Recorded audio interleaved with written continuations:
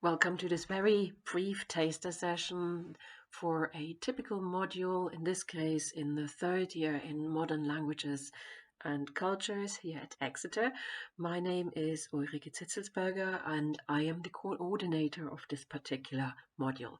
So we've got lots of modules attached to individual languages, be it Chinese, Russian, Italian, Portuguese, French, Spanish, or German, but we've also got modules where we bring the expertise across modern languages together and work on a very comparative approach.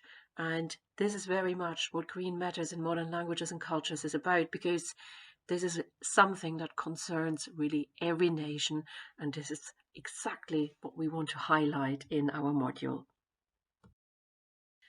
And the idea, this is from the so-called module descriptor that outlines what a module is about. The idea is that we have reached an age, the Anthropocene, when human activities do influence very directly our environment. And that begs the question, what can culture do about that? Culture provides narratives, and narratives make things more easy to understand. So what's the role of the arts, of literature, of film, and also linguistics in all this? This is what we explore and compare across countries in the whole world.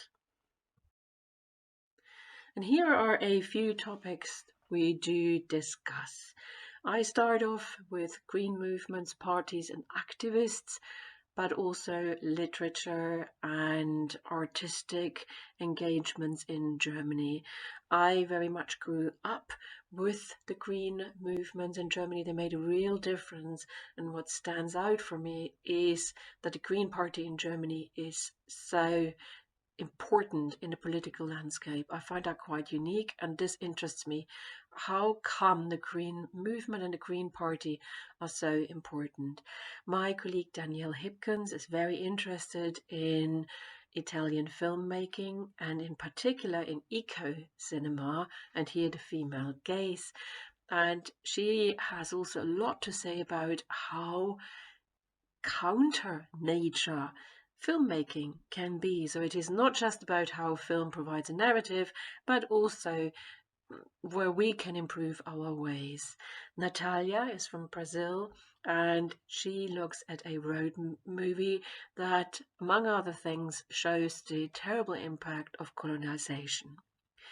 And Yin looks at his home country, China, and in the first instance, he looks at a documentary about plastic China, but also Tao, the principles that consider a better way of living within the environment. And my colleague Sonia Kuniko, she considers eco-linguistics. How does language respond to ecological issues, manipulate them, but also foster the thinking?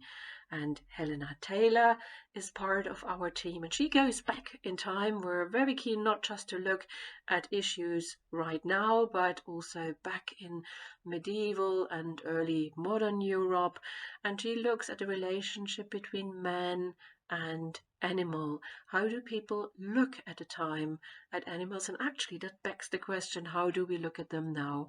We do get together on a regular basis with the whole seminar group and then compare notes and relate our findings to topical debates such as Fridays for Future. So we want this to be a very current module, and I'm now going to show you very briefly a snippet from things I am doing.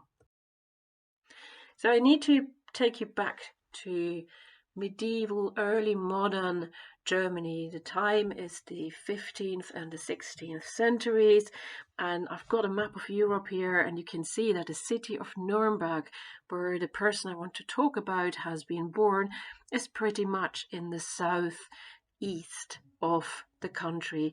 Here you get an aspect from the 15th century. It shows the pride of the city, how important and influential it is.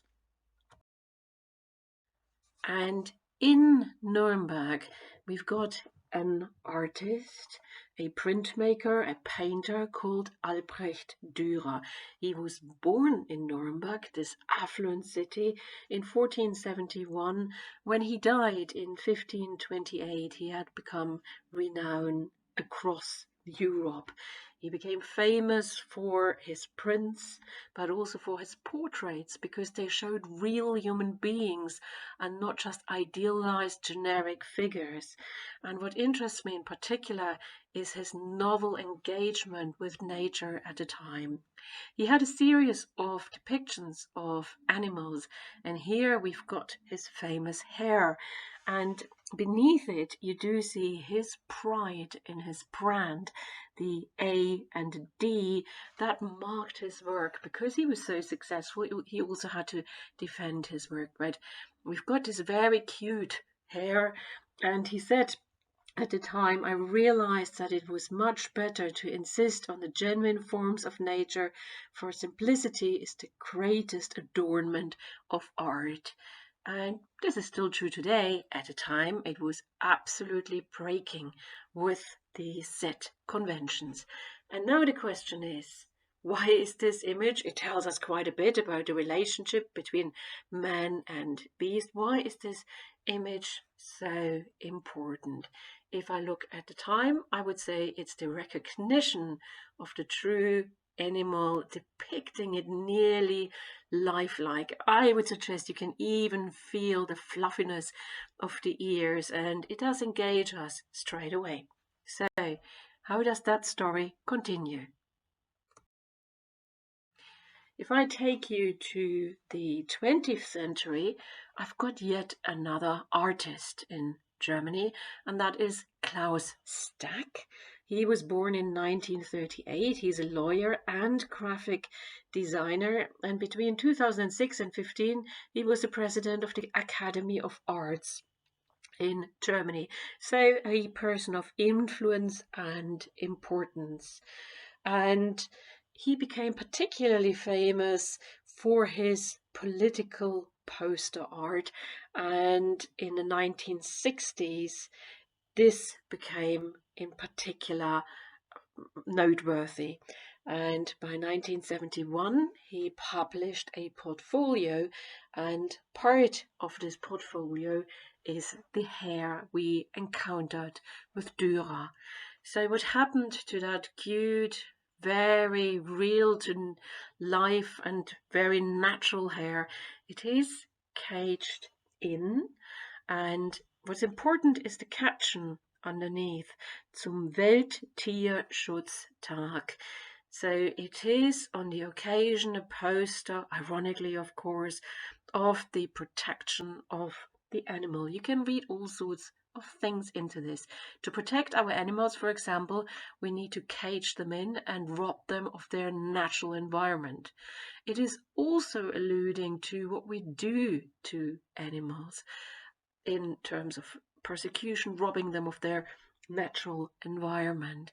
And for Germans, this would have been instantly recognizable in the 1970s. You really grow up with the image of Dürer, which matters in school teaching. You see the postcards in every bookshop that also has slightly arty postcards. So the shock derives from something you know, and then it triggers this debate. Do we really protect animals with the things we do, or is this just an alibi? So this is just one tiny brief aspect of our module. You can study it with any languages you have. What we want to trigger is really the debate. How do we respond in culture, nationally, but also internationally? What can culture contribute to the protection of the environment? How can it respond to climate change? And so on. So I do hope that we might meet you at some point, someday in this module.